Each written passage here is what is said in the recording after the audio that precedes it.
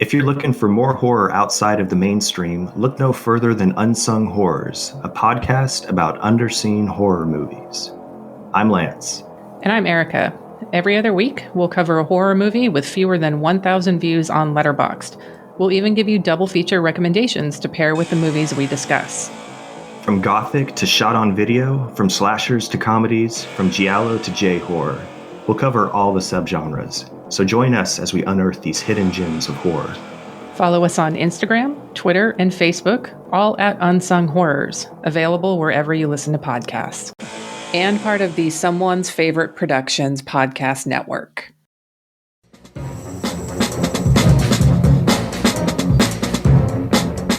Hello, this is Aaron West. I am the author of the A24 New Wave.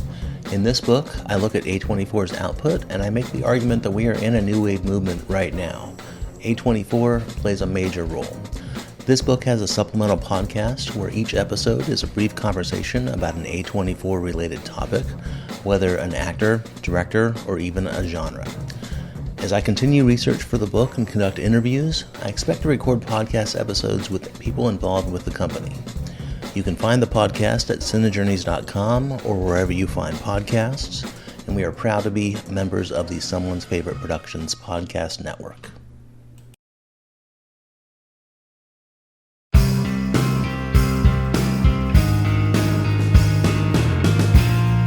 Weirding Way Media.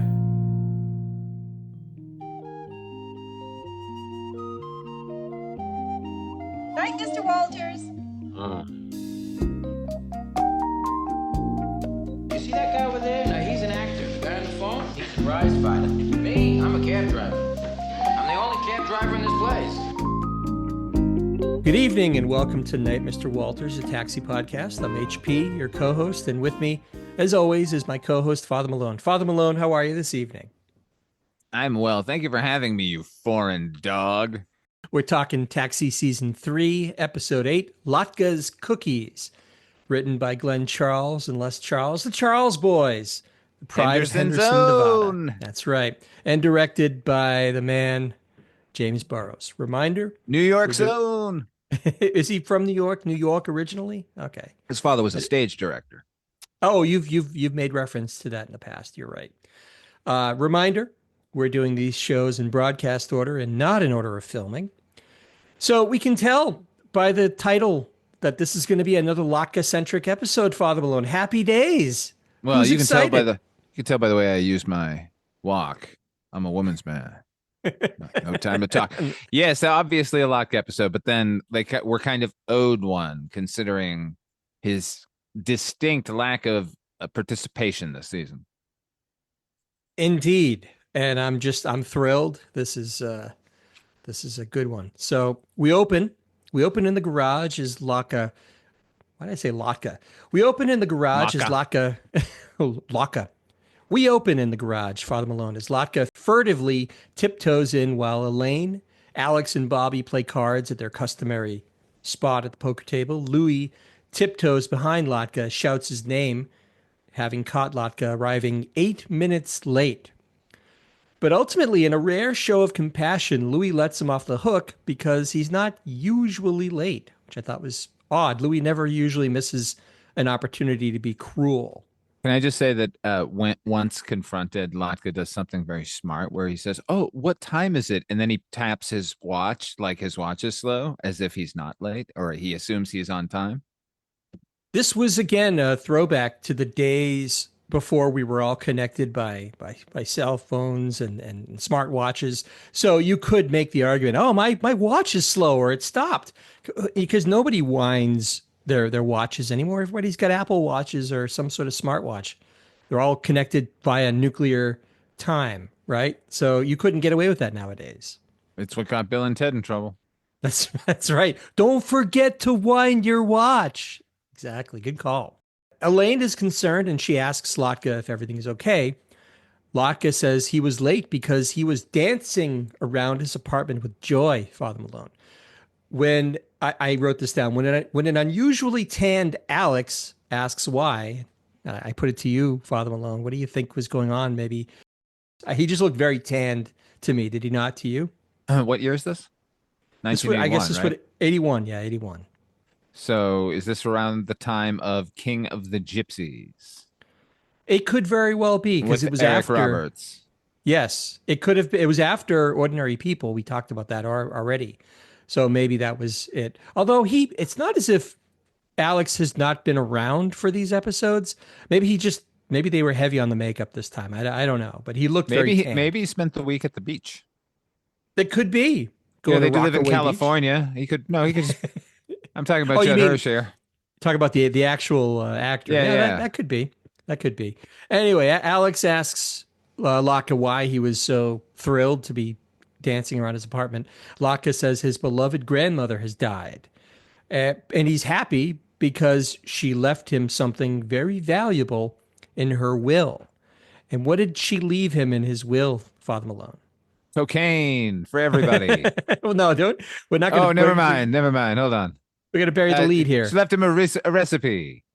She left him cookies and a recipe. Latka claims that people used to come from all around to eat his grandmother's famous cookies. He received a package in the mail with the recipe and the ingredients, and he has baked some for the cabbies to try. However, in an extended bit of physical comedy, none of them can choke down the chewy, dense cookies. It's really kind of stomach churning, Father Malone, when you see them. They look, I don't know what they actually are made of, but they looked kind of like some sort of molasses, doughy, sticky, chewy cookies. What do you reckon?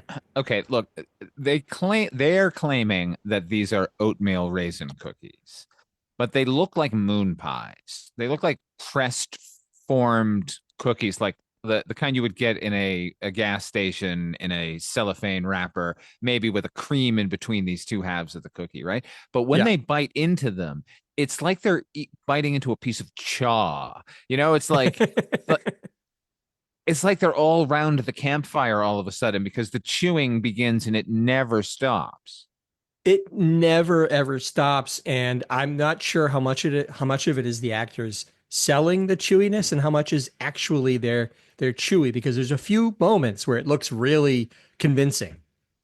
By any chance, did they happen to give the recipe in the making of book what they're actually chewing on here? Because I would love to know.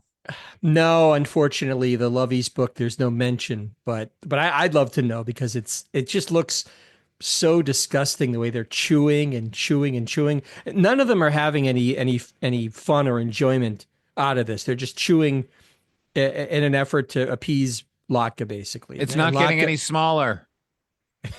Mine seems to be getting larger, Elaine says. They're all sort of like, they get this look on their face. Like, I mean, I think we've all been at a dinner, or maybe even out on a date at dinner, and like you have a piece of shrimp or something that's overcooked and it's chewy and you just don't know. You just keep chewing and chewing, hoping it's going to go down, and it never goes down. This is what they're living in this moment. This is something you would hear at Legal Seafood quite often. This is like rubber. Are there legal seafoods out there in Las Vegas, Father Malone? You know, I have no idea. Not that I would go to one if there were. That chain. Come on, go to a mom and pop stuff place if you're going into somewhere in Massachusetts. Well, but here's the thing: doesn't Legal Seafood have a very good gluten-free menu? I would support them if that were the case. I would, if I hadn't found a dozen or so mom and pop places that were also gluten-free. Who, my God, I had onion rings along with my meal, along with my fried up fish. It's really fantastic. Oh yeah, nice. yeah. Nice, near Newburyport, I found a really great place. Ah, I love Newburyport. So Latka is initially hurt by all the cabbies' reaction to this dense, chewy, disgusting cookie, but he's nevertheless determined to make them a success in America. That is Latka's goal throughout this whole episode. He wants to be a famous cookie magnate, and we'll get into that shortly. Louie at this point runs in. He's furious that Latka hasn't gotten back to work, even though he's given him a break initially. Latka actually gets a little bit of backbone for once. He turns and tells Louie that he doesn't need this job. He's going to become a famous cookie tycoon like Famous Amos. You remember Famous Amos? They're still around, Father Malone, but do you remember the heyday of Famous Amos? I do, and I was thinking about this because it seems kind of silly given the wide variety of choices of snacks you can get at your local grocery store, any grocery store. Like just the cookie aisle is awash in a variety to choose from.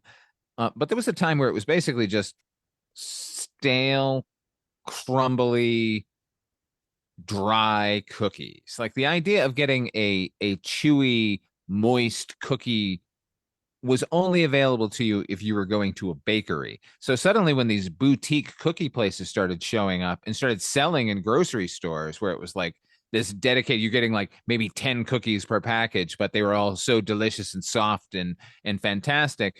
But I do remember like a weird, like sort of societal pushback at the time and an embracing at the time.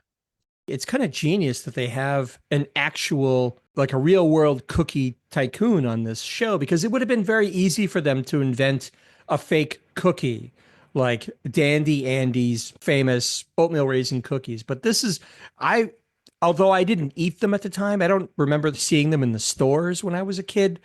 I do remember Famous Amos being this big success story, like a guy who was a self-made guy, kind of like a proto Ben and Jerry's before there was a Ben and Jerry, right? He was the face of the company. So I thought it was kind of cool in this case that they actually have some real world verisimilitude to make the episode a little more rich, I thought.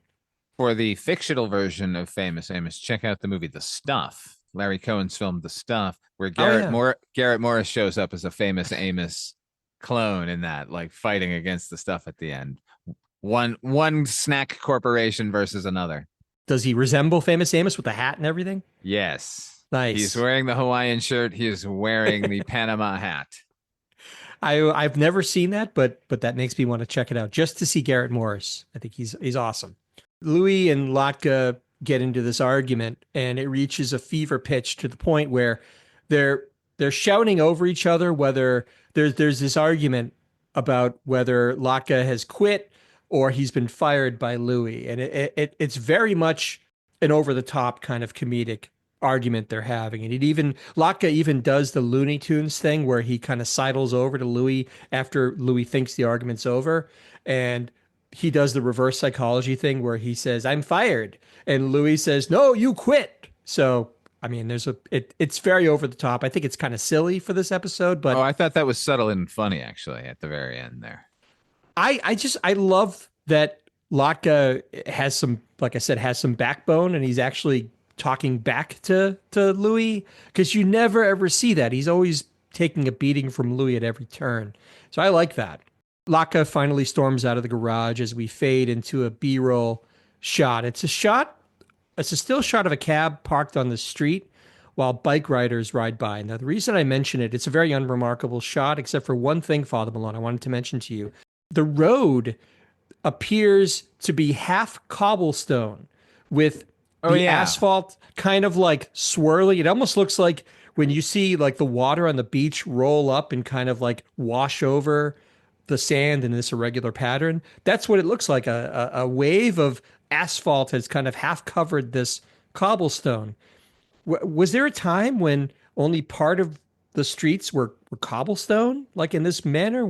I don't ever remember seeing this. Well, I think in this case, but this is talking about New York City here. I assume there were portions of cobblestone streets that were just simply paved over. And over time, that paving eroded in places. So you're getting these little beautiful patches as if this civilization is peeking out from underneath the sands of a newer one. I thought it was the reverse was happening, because in Salem, at least, there's still many streets that are still actual cobblestone streets when you get downtown, and it's actually quite pretty. But this was weird. I thought this was a little odd, this shot. As a bicycle rider, this horrified me, while I could also appreciate its dramatic beauty. Actually, it's rather dangerous just to walk on cobblestone, to tell you the truth. People our age, Father Malone, twist an ankle, you're out of commission. You know all about that these days, but you're on the mend. You're on the mend. So we cut inside the garage where Louie is checking on Jeff. Hey, we got another Jeff sighting. Jeff actually has more of a presence this season, and I'm really here for it. They've put Jeff in Latka's mechanic coveralls, and he's kind of gamely trying to finish fixing a cab. And there's a classic bit where Jeff actually has a bunch of parts left over when he's finished with the cab. Like we always like comedically, that's something you always see where, I'm all done and there's like a piece of the engine still remaining and you It wonder. does seem that every time somebody has to assemble something in a sitcom, there will be a bunch of nuts and bolts at the end, like ha ha ha. This is true. Only one time that was that not the case. And you know what that was, Father Malone? What comes to No. mind? Do you recall the episode of Happy Days when the Fonz got hysterical blindness? Oh And yes. and He had to Richie, put his bike back together. Oh yeah, yeah, Richie disassembled his motorcycle like as a you can do this, Fonz. it was such a horrifying episode as a child to watch this because Henry Winkler really sells it. He's Oh blind God, and he he's does, bitter. man. Yeah, and the Fonzie was everyone's hero, and to see the Fonz struck down, no. The Superman was actually nothing more than a man at that point. This is a guy who went toe to toe with Mork and won. So that was a shattering episode for me to And watch. Tom Hanks, Karate Man, he defeated him as well. There were a few episodes of Happy Days where they would inflict some kind of humiliation on the Fonz just so that he could play possum until he could really give it to the bad guys of the day. But anyway, that was a trope. You're right, though, where something had to be disassembled and they reassemble it. And oh, what is this? I don't understand. He's unsure what to do with this cab. Things are going haywire because Latka's not there. Side note, we have another Richard Sakai sighting. Did you see Richard Sakai in the background? He's Love always it. eluding me. He's still dressed in his Chips leather cop jacket with the fur collar. He was sort of lurking in the background. Now, doesn't call attention to himself. He's very subtle, but he's there, and I notice him every time. Jeff admits to Louie at this point that he has no idea what he's doing, but Louie assures him this is only temporary until he finds someone as cheap as the one he fired, which every time, this is like something, like another comedy thing where every time he says fired, everybody in the garage has to yell as one, he quit. And that carries through this whole episode. It's weird that the audience like applauds every time. Like it's not a laugh thing, but they're applauding. Yeah, I didn't notice them applauding, but they're definitely having fun with the episode for sure. They're amused. The first time it happens, there's a gale of laughter, and then every subsequent time, it's polite applause. As Louie walks back to his cage, Tony asks him if he wants one of Latka's cookies. Tony and Alex and Elaine are all at the poker table, and now it's festooned with bags of cookies that they're eating. Louie angrily refuses the offer. I'm surprised that Louie let them in there, right? Because he's so mad about Latka quitting that he fired him and everything and all that. Nevertheless, there's tons and tons of Latka's cookies. Now, are they bringing them with them? Are they going to Latka's house and picking them up, or is he dropping them off?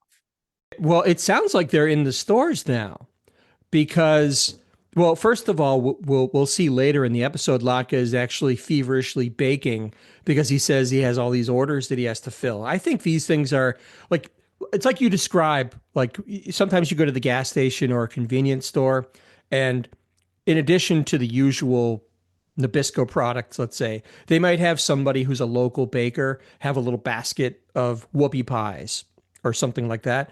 I get the sense that Latka is maybe selling these things on a consignment type basis. Down at the bodega. Yeah, exactly. That makes perfect sense. Bobby comes in and he joins the cabbies and starts eating a cookie out of his bag. He says he's starting to like Latka's cookies. Well, maybe not like them, he says, but they're fun to chew. And the rest of the bunch of cabbies agree that the cookies are really weird, but they might just catch on. Here's where this confirms what I just said. Alex even says 4 stores are going to try them out. So they're semi-available. I would presume that's where they're buying these cookies because they bring in a ton of them. Well, the thing is, though, he does say they're going to. So I think they're poised to start being sold. I think they're just getting them from Latka right now. I think Latka is not selling them. I think he's giving samples to stores saying, hey, do you want to buy these cookies? Yeah, that's kind of what I was trying to get at. And just at that point, Jim comes walking into the garage with the suitcase. He announces to everybody he's back, which is odd because it implies that he's actually been away from the garage, but we've seen him in just about every episode for the past 3 or 4 weeks.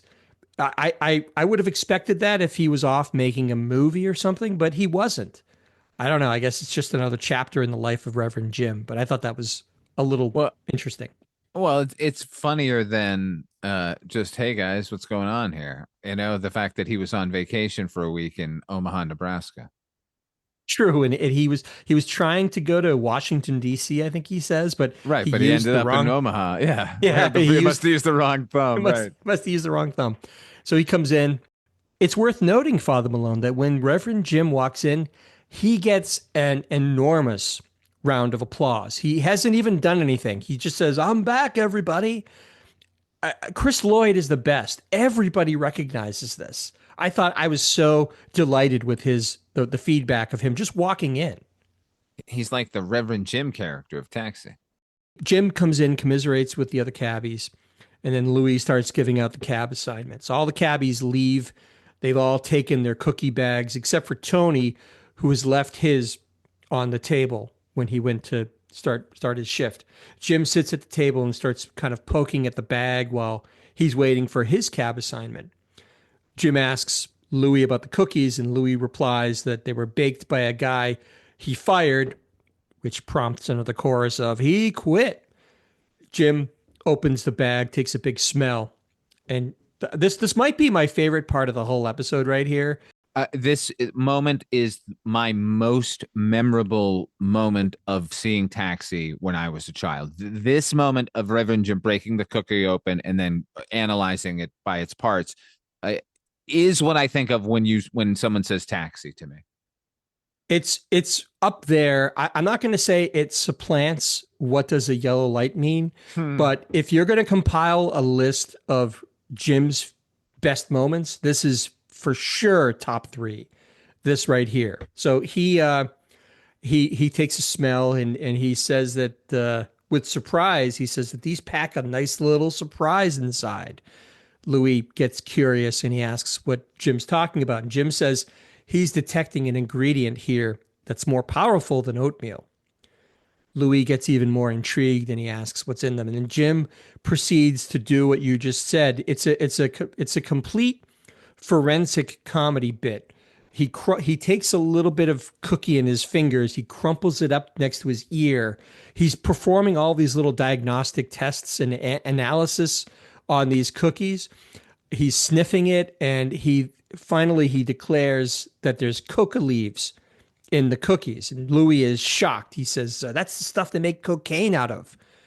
Jim goes on to elaborate, and this is like, it gets really good here because he starts to describe, he says, "South America." And he takes another big whiff and he says, "Peru, I believe." And then he keeps going. And he is pinpointing exactly when and where the coca leaves that went into this cookie came from. It is as if it were wine. Yeah, exactly. I think he even kind of says, like, it's an impudent little thing. And yeah. On the western slope, it's got rain, yeah. I'm not doing it justice as usual, but trust me on this. It's a wonderful little bit of comedy from Christopher Lloyd. Coca leaves, like Coca-Cola. Everybody remember Coca-Cola used to have cocaine in it. Its original slogan was "the pepper upper." Louie clarifies with Jim, there's actual drugs in these cookies, and Jim nods. And Louie announces that he's going to do his civic duty. He basically orders Jeff to dial up the cops on the phone. While he's doing that, Louie asks Jim, what do the coca leaves do to you? And Jim replies that you chew on them for a while. They give you a feeling of euphoria, increased energy, stamina, strength, and it's also rumored to heighten sexual desires. It also causes you to see beauty in the most repulsive things. And just at that moment, Elaine comes out. Hello. She's chewing one of these cookies herself, and she stops when she sees Louie, and she starts fondling his ear and touching his ear. And she says to Louie, "Has anyone ever told you that you have the most adorable ear?" And Louie gets a creepy smile on his face. And then he basically just tells Jeff to tell the cops to scram as we fade the commercial. So now Louie is up to no good, Come on. as you'd expect. But it's well within character. I mean, what are you going to do? I know. It's not like we can sort of retroactively say that this is not cool, but it really isn't cool. The sheer amount of times he tries to trick or bully or threaten her into bed is insane. So we fade back in as Alex enters a seemingly empty garage. He's chewing on his own cookie. He looks like there's some wonderful little physical comedy from Judd Hirsch also, which I don't think he gets a lot of credit for. But in this case, it's as if he physically can't prevent himself from smiling and giggling, which just describing it makes it sound like every bad impression of intoxication that you could imagine. But he sells it so well. Yeah, if it were inelegantly done, yes, which is most times people on cocaine are portrayed. It's too clumsy. It's too much of one thing or another. Clearly, Judd Hirsch has done some cocaine. But there's an element also that he brings to this where not only is he feeling these feelings of euphoria and happiness and mania, but there's an element where you can see that he doesn't know what's happening to him. He can't figure out why he feels this way. And he's kind of fighting it, kind of losing the battle, but he's kind of wrestling with this thing. And he's not, what we're really seeing here, Father Malone, is a few episodes ago, we went through an episode called Shut It Down, which involved, Elaine getting, blackmailed essentially into going out on a date with Louie. But for most of the episode, this happens without Alex's knowledge. So we dubbed him Inspector Rieger because there's all these things happening that he's trying to put two and two together. He's not sure. He doesn't understand why Elaine is out sick from work and why all this is happening. So here we're seeing the return of Inspector Rieger. And I love Inspector Rieger. I love Alex Rieger when he knows that something is wrong and he can't quite put his finger on it, but he's going to do his damnedest to try and figure it out. You know what I mean? Yeah, but this ends up being like a Scanner Darkly, that Philip K. Dick novel where Rieger is narking on himself. Like it turns out who's the kingpin? Oh, it's me. Shit. Louie walks in. He has champagne in hand. He's looking for Elaine. It's so psychotic. I gotta say, HP. Like I know this was a time and a place thing, but like it's so elaborate and so creepy. I don't know. Maybe I'm just too in love with Marilu Henner, maybe, and protective of her. I don't know.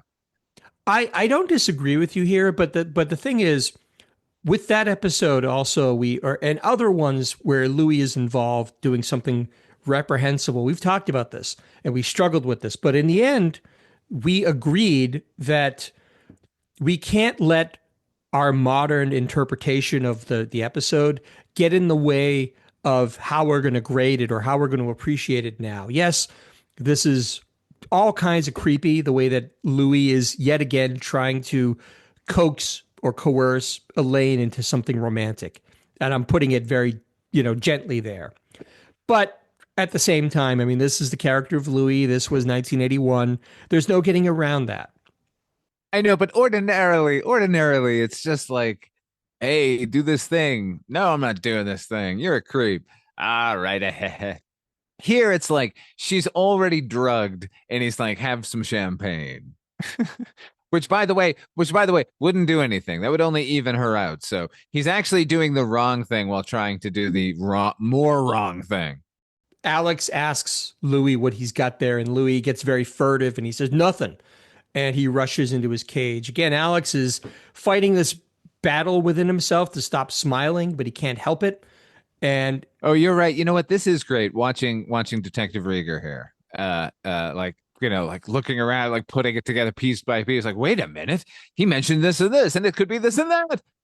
This is really the fullest version of Inspector Rieger that we've ever seen, because through this whole scene, it's about him trying to figure out why is everyone acting so weird? Why am I acting so weird? What's going on here? And Louie is really the only lifeline that he has to understand what's happening. And Louie's not divulging anything because he's using it for his own crass, disgusting purposes because he knows that these cookies have cocaine in them. How long before Alex Rieger breaks his coffee cup in slow motion 3 times in a row when he realizes that there's cocaine? Alex asks Louie, like I said, if he notices anything strange about him lately. Louie innocently replies, nothing.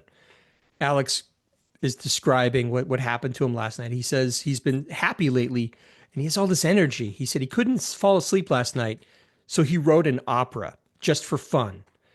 Alex says he's going to write another one tonight. It was fun. Louie just says, well, to me, it looks like you're in a good mood. And Alex wonders out loud if the others are feeling this way. And at that exact moment, you see Bobby run past the garage doors in the background doing a ballet jump. I'm not sure how else to describe it. There's probably a word for it's not a pirouette, but he kind of gracefully does this jump in the background. And to the delight of the audience, they're eating this up.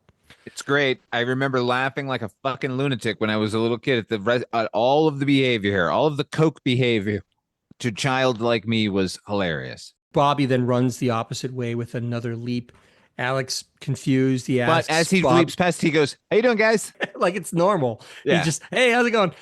Alex asks what Bobby's doing, and Bobby replies, "Afternoon of the Fawn," which I guess is part of Swan Lake. I'm not a very cultured person, but I assume that's what it is. And he does this spinning pirouette off the stage. And again, Alex is putting this together in his head, and he stops and he says, there's something really weird going on here. I can't put my finger on it. Elaine walks in. By the way, I don't know if you noticed, she's wearing like this red satin jacket. Did I notice? She looks like an off-brand version of the Pink Ladies from Greece. Oh no, she reminded me of the many youth gangs across the United States in the early 1980s. By that I mean groups of teenage girls who would just hang out together and call themselves like the Zephyrs and put a rainbow on their sleeve. She's very robotic in her readings. We're supposed, I guess this is her in the throes of the euphoria of the cocaine cookies. Louie now sees her and he offers her a cookie and she eagerly accepts because she says she's run out. As Inspector Alex looks on. You can really tell which actors have done cocaine by now and which have not. Because clearly Elaine has not, or Mary Lou Henner is not. I don't believe Mary Lou Henner has done any here at this point, whereas it is clear to me that Judd Hirsch and Jeff Conaway have. Elaine declares to Louie that she's had all these incredible perceptions today about the universe. Louie coaxes her into the cage with bags and bags of these cookies and the champagne. I just didn't find Elaine all that funny in this scene. She declares that she has verifiable existence of God as Bobby runs by doing another ballet pose. Yeah, see, that's where it kind of broke down for me because that's more psychedelic shit, what she's talking about. It's less focused. What if she had said, you know what I did last night? I rearranged everything in the art gallery by color. Then I would say, oh yeah, that was some cocaine behavior. Yeah. What she's displaying is that she's attracted to gross things and she's sexually adventurous right now. That's what she's supposed to be displaying. I guess some of the euphoria is supposed to be that because she's talking, but she's not. She's talking really philosophically. She's not euphoric at all. She seems stoned as opposed to... Right, which is not a cocaine thing. Therefore, Mary Lou Henner, what are you doing? That makes sense. But now Inspector Alex is starting to snap out of his reverie. He says, damn it, there's something wrong here. He says, Bobby Wheeler is. Go ahead. Sorry. No. You want to do you know the line? You want to deliver the line? I just like the line, like, what am I doing here on my day off? Like that. Like that's the actual realization. He says Bobby Wheeler is a gazelle. Elaine is in the Chamber of Horrors, and weirdest of all, he says, I'm standing in the garage on my day off, and he only came in, he says, because he wanted more cookies. And that's how he says it. He kind of finally light dawns on Marblehead and he goes, the cookies. This is Alex's aha moment. He tells Louie, by the way, I didn't mention this yet. Through this whole episode, Alex has taken to calling Louie Lou. Did you notice I that? did actually. Yeah, that's weird. But I guess when he's a bit stoned, he goes for the nickname. But using the more familiar Lou, I don't know. It just seemed more realistic to me somehow. I just liked it. He says he's talking to Lou. He says, Lou, there's something wrong with these cookies. But Louis creepily asserts that he's being a drip. But Alex knows that they're doing something to these cabbies. Tony casually walks in. He's chewing on a cookie. Louis says, look at Banta. He's eaten 1 billion of them, and he's fine. Tony tells Alex, yeah, I'm fine. He seems outwardly to be acting completely normal. And Alex starts to shrug it off. Maybe he's, seeing things that aren't there. Tony offers to get Alex some coffee, and then he proceeds to pick up the entire coffee vending machine, which, frankly, we all know that it's not a real machine. The kind of like wow factor of him picking up this heavy machine was tempered by the fact that I know it's just a piece of prop, it's not real. If he had shaken it and some coffee came out of there, then I would be somewhat impressed. But he doesn't do that. He just picks it up and moves it a little. Or if he had done something like he that would have been fine. But I think what would have been more impactful is if, let's say, the phone, like the payphone, starts ringing. And he rips it off the wall. Yeah, he picks it up and he's like, oh, you want to talk to Alex? Okay, hold on. And then he rips the thing off of the cement post and brings it up. That to me, because you could have had like pieces of like concrete coming off of it and stuff. It would have looked more prodigious, I think. But regardless, the point is Tony is feeling the coca effects of strength. So now Alex really knows there's something going on. We cut to one of those great nighttime B-rolls where they actually have Judd Hirsch driving in the cab to sell this idea. Wildly inappropriate because it's, first of all, as he's pulling away and the first couple of shots of him, he looks so casual, like almost somnambulant. Meanwhile, they're doing everything to push the cocaine narrative here by the what's it called? The what's that guy's name? The Joe Jackson theme that we always say. Bob James. Oh yeah, okay. The Bob, but the Joe Jackson version of that, like stepping out. That version is playing, and then when they finally cut to the cab itself, like driving, it's almost step printed. It's almost like sped up a little. So you think it's irresponsible because he's effectively driving under the influence of cocaine. That's why you think it's inappropriate? The inappropriate part is showing us a sleepy looking Alex Rieger and expecting us to believe that that's a guy on cocaine. It didn't make sense from a realism point of view. Okay, I could see that too. He's driving in his cab. He's obviously going to start looking for Latka. We fade into Latka's apartment where this is awesome. It's a wild-eyed Latka is muttering to himself in his language as he's preparing these cookies. He's taking cookies out of the oven. He's dumping them into this whole row of bags, and he's basically, it's like an assembly line that he's created for himself. All the while, he's just muttering and muttering, and I think we can probably agree, Father Malone, not having any direct knowledge. I would assume by your reasoning that Andy Kaufman has done cocaine before because he is selling it to me front and center as he's doing this. See, if I had to guess, I would say that Andy Kaufman had probably done cocaine prior to this performance on Taxi. He is so good. He's just muttering and cooking and baking and taking things out. And he then goes to this giant bowl. This bowl is massive. It's like 3 feet across, and he's mixing up the batter. And we know how chewy it is. The batter, I don't know what, it's like this slime, this chocolate colored slime that he's mixing with these 2 spoons. And you can see the batter kind of like, it's like Venom from Spider-Man. It's like kind of creeping up these spoons as he's mixing. It is awesome. There's a knock at the door and Alex rushes in and he kind of surveys this whole wild scene that's going on. He tries to talk to Latka, but there's absolutely no gap and Latka's mutterings this whole time. So he can't even get a word in edgewise. Latka's talking about how successful the cookies are, how successful he's going to be, and how he would trade it all back if he could stop talking for 1 minute. So clearly Latka is lost control of his, Pretty great. himself. Can I just say, I need to double back for 1 second to the moment where Reverend Jim figures out there's coca leaves. Yeah. Because there's a moment where he effectively mimes snorting cocaine, where he sniffs it and then kind of like brushes at his nose a little bit like that. And you can see Danny DeVito giving him an eye like, are you think you're getting away with this kind of, like, it almost seems like he's just pushing, because ordinarily I don't think you could have gotten that on the air. Like, I think maybe the fact that they're just talking about it in cookie form allowed it as a joke to get through. But, there were certain behaviors that television wasn't allowing you to do.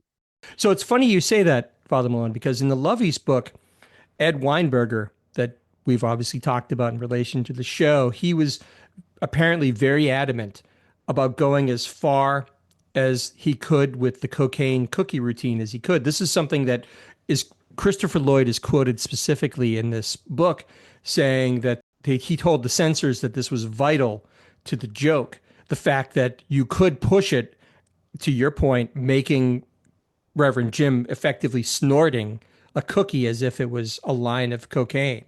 The Lovey's book concludes, and I also concur, that that's a great mark of a comedy producer, that they're willing to take things as far as they could and really push the bounds of the comedy. Because it still would have been a funny episode, but I love that extra bit of almost like outlaw cachet that they can add to it. So I'm glad you brought that up, because I totally agree. Like, if SNL is having trouble with the censors, I can only imagine what's going on here for primetime. That's the thing. This is prime time, and this whole show is literally predicated on drug humor, which is kind of unprecedented when you think about it. And correct drug humor, by the way, because I hate when a show portrays a drug situation and the effects are completely fucking made up, like you're smoking a joint and then suddenly the room is spinning, and they used to do that on like that 70s show, like where the background would be floating around and stuff. I'm like, what? You have that authenticity kind of underpinning all of this comedy, and it feels true, even though it's heightened for comedic purposes.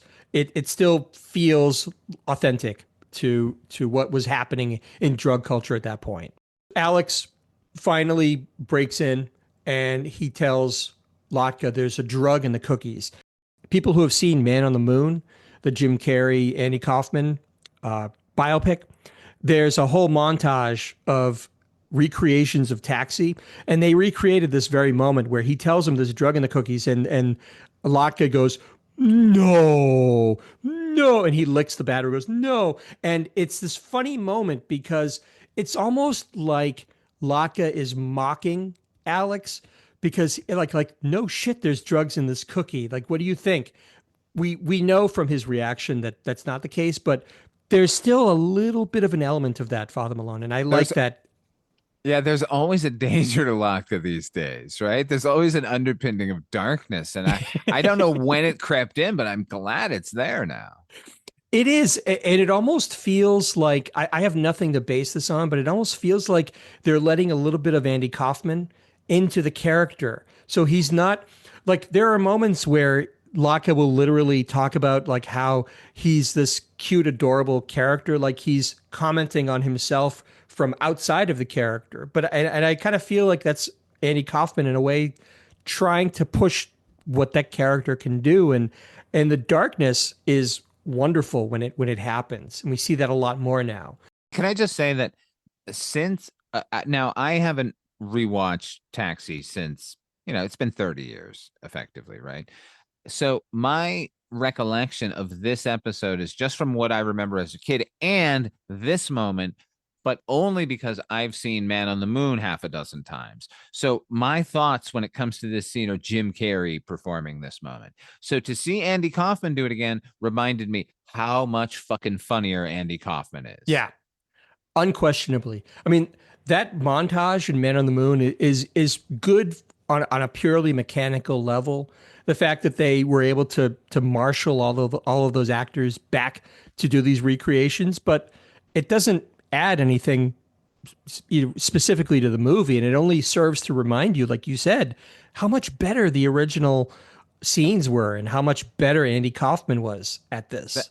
That movie is unfortunate in that it only ever just keeps reminding me that I want to go watch the original material. Which is a pitfall for a lot of biopics of this nature, right? It's unless it's really good or really creative, it's only the biggest danger is it's just going to remind you that perfect example, Saturday Night, the movie from last year, right? Was it last year or this year? I think it was last year. It was last year. There's all these recreations of little snippets of SNL skits here and there, but all it ever makes you want to do, or made me want to do watching it, is go seek out those original shows. You're not seeing somebody's regurgitation of what it was like back then. That to me it holds true for Man on the Moon. Although I will say, I think I enjoyed Man on the Moon a little more than you, but I'm willing to admit that you don't learn anything new about Andy Kaufman. It's just kind of an interesting little museum piece. That's all it really is. Yeah, it's just like a greatest hits montage of a movie. Yeah. Alex is adamant. He tells Latka that Jim confirmed that there's coca leaves in the batter. Latka says that must have been the secret ingredient. Now he won't be able to sell his cookies anymore and he'll be ruined. So now he starts pacing maniacally around his apartment, muttering even more crazily. We see on his back wall, I like this actually. It doesn't make a lot of sense, but I thought it was funny anyway. There's two posters on his back wall of his apartment. There's one actual poster of Famous Amos, and right to the left of that poster is a poster for Grandma Gravis's old-fashioned oatmeal cookies, but it's clearly Latka in like an old woman outfit, like what you would see on the box. It's a standard joke whenever they would have a female relative in a sitcom. Just take whoever the relative is, the guy, put him in a dress. There they are. They're now Aunt whoever. Yeah. Latka has this great joke about now he knows why his grandmother's cookies were so popular with musicians in my country. I thought, again, that's a little. That's a little, yeah. I mean, again, they're kind of pushing that drug humor, and I think it's really, really funny. Latka's continuing to pace. Alex wonders if Latka's grandmother knew that there was a drug in the cookies, and Latka initially he laughs off the accusation, saying that she was a good woman. But then as Latka continues to talk about his grandmother, things get darker. She would make all these doilies. She just kept making doilies. Merry Christmas! Here, have another doily. I'll give you doilies, you old bag. And he turns and starts to advance with his fists at this poster of his grandmother. It's really, really, it's great. Latka stops the outburst, and Latka wonders what's happened to him. He's coming to his senses a little bit, but he's a little bit frightened of how he's acting. He says, this is what I was talking about. He says, I used to be such a sweet man. I used to be so cute you could eat me up. Alex, who is apparently, for all of his foibles about, being on cocaine, he's apparently immune to withdrawal himself. He tells Latka that he has to kick it now. He's adamant. You got to kick it now. He says, we need to get rid of all these cookies. We got to shut everything down. Alex warns Latka, this is going to be a rough night. Okay, I'll start with this one. And then he starts eating a cookie. That's right. He starts to eat the cookies. But Alex goes on to say, you're going to feel sick. You're going to have delirium, hallucinations. This might be the worst night of your life, but I'll be there with you. But that, to me, this doesn't make sense, because Alex has been eating just as many cookies. Are we to believe that Alex's rational mind is a barrier, a protectant against this drug? I think Latka has been eating a heroic amount of cookies, and I think the rest of them have casually been eating them, and it's been getting building up over time, the effect of it. So there's that. But the conceit that he's going to go through the DTs after a week of being on cocaine is kind of crazy. What's going to happen here is he's going to stop doing cocaine and he's going to crash. And then he'll wake up and he'll be fine. Alex goes to find a blanket, and Latka is lamenting his business failure. He tells Alex, I didn't want to be rich for the same reasons that other men want to be rich. And Alex replies, you mean you didn't want to get rich for the cars, the houses, or the women? And then Latka says, oh, maybe it was the same reasons. They weirdly snuggle, the two of them snuggle on the couch under this blanket that Alex has rustled up. They're going to go through it together. What do you mean weirdly? No. It's not weird that they're going through it together. It's weird that they're snuggling under this one blanket on the couch, like literally shoulder to shoulder. They're touching on the couch, in other words. They're snuggling on this couch under the blanket, and Alex is vowed to keep watch over Latka all night. Latka, meanwhile, has the craziest wide-eyed glare. He looks so wired and just so crazed. It's a great tableau that we're seeing. We fade out, and we're fading back in later in the evening. Alex is now asleep, and the wide-eyed Latka is still awake. He's twiddling his thumbs at this point. Suddenly, out of nowhere, the real Famous Amos floats from the ceiling down into the apartment. He's in the same pose as his poster. His poster, he's holding a cookie on a finger, like it's a basketball that he's spinning on his finger. But in this case, he's just holding up a finger like I'm number one, and he floats down. He should have a cookie on there. He should have like a giant cookie, and then make a joke of it, like when he gets down there, like, oh yeah. Like I said, I have to impress upon you that this is the real Famous Amos, which makes a lot of sense, because why else would they have so much product placement if they weren't going to have the real guy on there? Like, it's Famous Amos. It's pretty cool. You know, the writer's room was delicious for this week. Cookies for everybody. Latka reacts with wonder that Famous Amos is, and it's kind of funny that whenever he refers to him, it's always as Famous Amos. It's never just Amos. So wouldn't you call Weird Al Weird Al?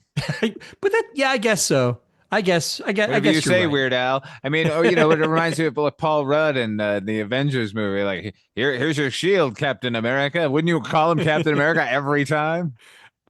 Yeah, but I think you'd also agree there's a big difference between Famous Amos and Captain fucking America. Yes, there is, but nevertheless, they both have fun names to say. I guess so. So Amos very loosely says, what's happening, Latka? Amos sets Latka straight immediately. He says, I'm just a hallucination. I'm all in your mind, Latka. And I have to say, for a non-actor, Famous Amos does a pretty good job, Father Malone. Don't you agree?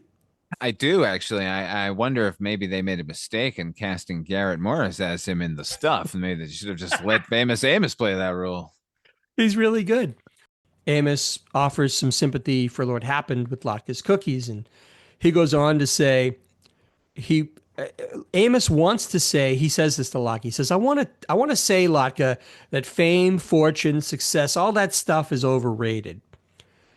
That the important things in life are the simple things, like the smell of a flower or a sunset.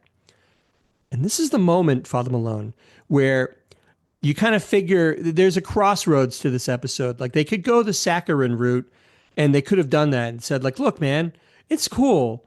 Like, you still have your friends, you still have your health, you still have all these things, whatever. But they didn't go that route. And this is one of the reasons, this is worth a yellow light for me, by the way, as a little clue as to what's happening later. Oh, you too? Okay, continue. Yes.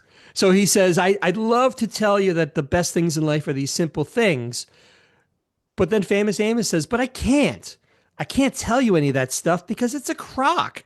He says, success is wonderful. I think he even reaches in and gets some cash. He says, cash is out of sight, Latka.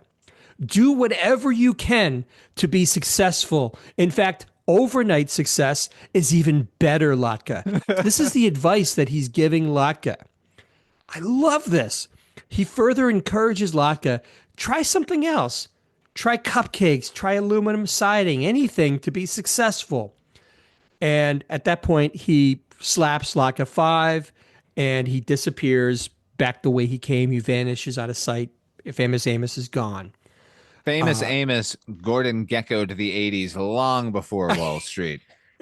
He did. This is his greed is good speech. That's exactly what it is, and that's why I love it so much. But we'll talk about the ramifications in a minute. So Latka says goodbye to Famous Amos, and excitedly he wakes Alex up. He tells Alex he just learned something important about himself, that he wants to be richer than anything. This is Latka telling Alex that this is the revelation that he's had going through the supposed DTs. He wants to make as much money as he can. In short, Latka says, I just became an American, as he solemnly puts his hand over his heart like he's saluting the flag. That's the end of the episode, Father Malone. Holy shit. What a fucking ending. It is a tragedy of outsized proportions. Oh my God. They went for it in this episode, and I love it.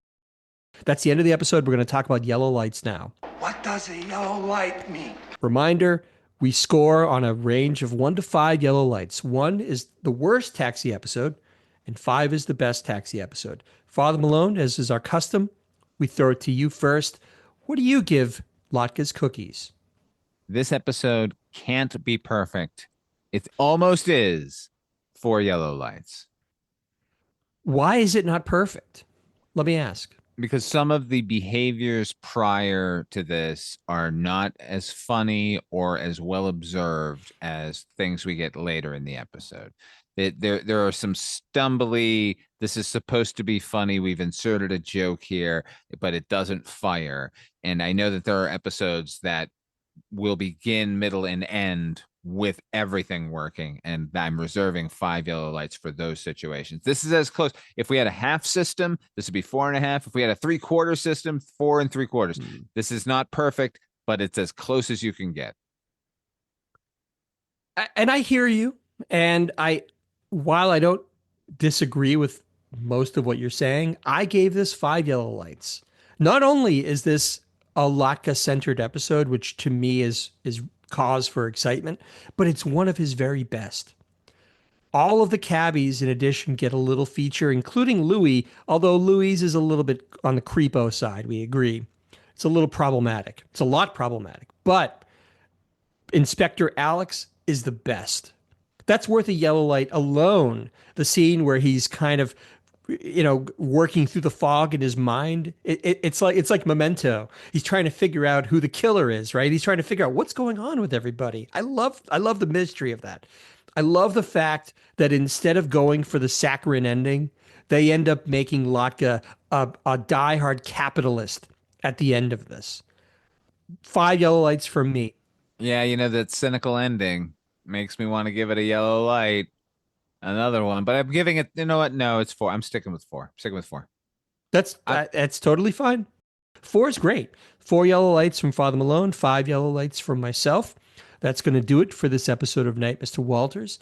Father Malone, where can the folks find you when you're not clocked into the garage? Well, check out my show, Midnight Viewing. It is a horror show.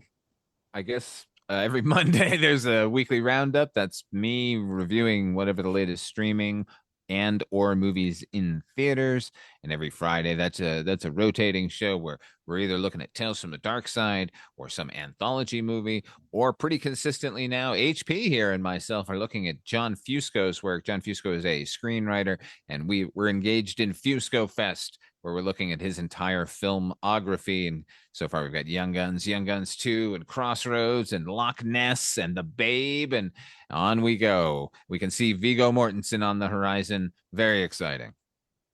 It is. Fusco Fest has been wonderful. I would encourage everybody to check that out. It's a wonderful series within the series, if you will. And it's a delight for me. I'm having so much fun with it. For myself, you can also find me in other pockets of the Weird and Way Media galaxy. I host the Noise Junkies music podcast. I'm also an occasional guest on the Culture Cast with Chris Dashew. And I also have a Bandcamp site, hpmusicplace.bandcamp.com.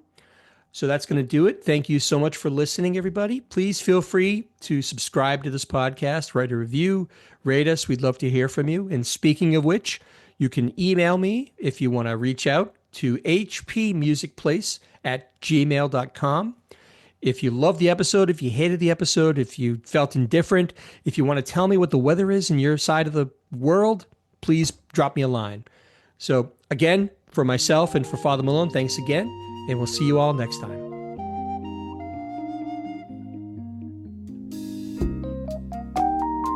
Night, Mr. Walters.